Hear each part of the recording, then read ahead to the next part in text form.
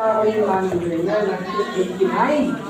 Pero may tanong na ako, ano bang klase ito ng Adventist? Sa sarili ko.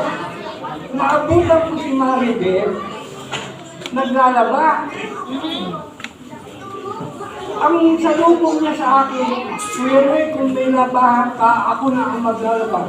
Nasyak ako. Talaga?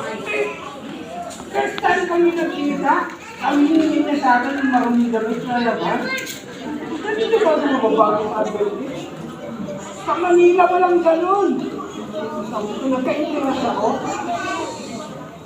Ang minasalita niya, hindi ko malilimutan. Nag-abroad man siya, first time. Pagbalik niya, masaya ako sumalubong. Sabi ko, yung pasalubong mo, nasyak ako sa answer na. Kailangan pa ba yan?